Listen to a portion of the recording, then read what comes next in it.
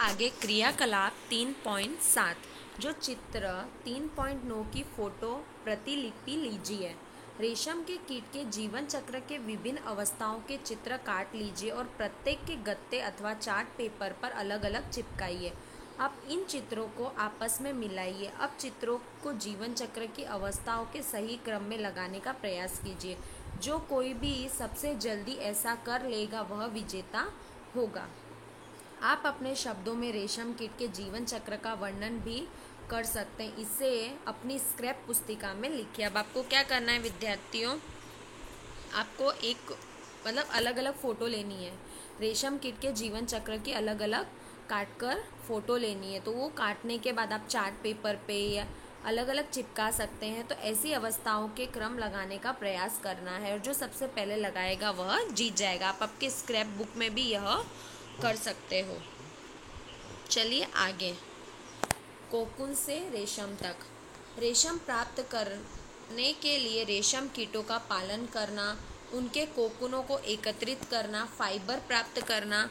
क्या करना है हमें? रेशम प्राप्त करने के लिए रेशम कीटों का पालन करना, उनके कोकून एकत्रित करना और फाइबर प्राप्त किए जाते हैं। चलिए आगे, कोई मादा रेशम कीट एक बार सैकड़ों अंडे देती है। अंडों को सावधानी कपड़े से पट्टियों अथवा कागज पर संग्रहित कर रेशम कीट पालकों को बेचा जाता है। ये पालक किसान अंडे की अवस्था कर स्थितियों में उचित ताप, आर्द्रता, अनुकूल स्थितियों में रखते हैं। अब क्या किया जाता है, जो मादा रेशम जो अंडे देती है तो उन अंडों को एकत्रित कर बेचने का प्रयास किया जाता है। आगे, अंडों को उपयुक्त ताप तथा गर्म में रखा जाता है। उन्हें आर्द्रता और ताप में रखा जाता है जिससे अंडों से लावा निकाला जाए। यह तब तक किया जाता है जब तक शहतूत में वृक्षों पर नई पत्तियां आती है। जब तक किया जाता है जब तक कि नई पत्तियां आती है। लावा जो कैटरपिलर अथवा रेशम कीट कहलाता है, दिन रात खाते रहते हैं और इसे साइज में काफ़ी बड़े हो जाते हैं। लावा को शहतूत की ताज़ी कटी पत्तियों के साथ बॉक्स की स्वच्छ ट्रे में रखा जाता है जो 25 से 30 दिनों के लिए 25 से 30 दिन के बाद, देखिए यहाँ पे आपको चित्र बताया गया है। जो चित्र यहाँ पे देखो, मादा रेशम कीट तथा उसके अंडे इस तरीके से होते हैं। शहतूत की पत्तियाँ देखिए, कैटरपिलर, ये रहा देखिए कैटरपिलर, ठीक है। शहतूत का वृक्ष इस प्रकार का होता है, कोकून, शहतूत की पत्ती। तो हमें सब कुछ बता दिया गया है।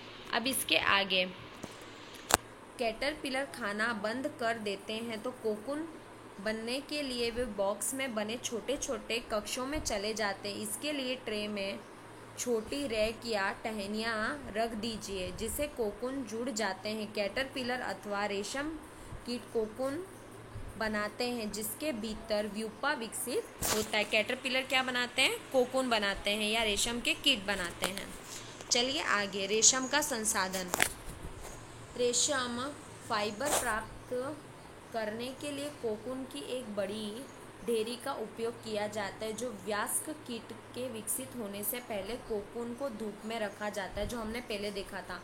पानी में उबाला जाता है या भाप में रखा जाता है। उन्हें क्या धूप में रखा जाता है, आर्द्रता में, गर्मी मिल सके तो वो आसानी से बाहर आ सके। इस प्रक्रम में रेशम में फाइबर को पृथक अलग करने का काम किया जाता है। रेशम के रूप में उपयोग के लिए कोकून में से रेशम निकालने के पश्चात उससे धागे बनाने की प्रक्रिया को रेशम की रीलिंग कहलाती है।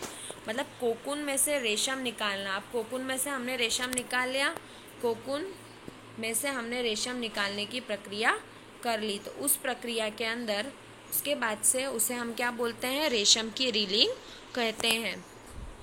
रीलिंग विशेष मशीनों से की जाती है जो कोकून में से फाइबर या रेशों से निकाली जाती है। फिर ये रेशम के फाइबर की कताई की जाती है जिससे रेशम के धागे प्राप्त होते हैं और बुनकारों द्वारा रेशम के इन्हीं धागों से वस्त्र बुने जाते हैं। अब क्या किया जाता है? कोकून में से फाइबर को अलग कर लिया जाता है, उसके बाद उसमें फाइबर की कताई मतलब फाइबर को काटा जाता है, जिससे कि धागे प्राप्त होते हैं और फिर धागों से बुनकर हम वस्त्र बनाते हैं। अब देखिए पहली क्या जानना चाहती है, पहली जानना चाहती है कि क्या कपास के धागे और रेशम के धागे की कताई और बुनाई एक ही प्रकार से की जाती है। अब ये हम आगे जानकारी प्राप्त करेंगे। चलिए अब हम आगे इसके अभ्यास के बारे में जानकारी लेते हैं।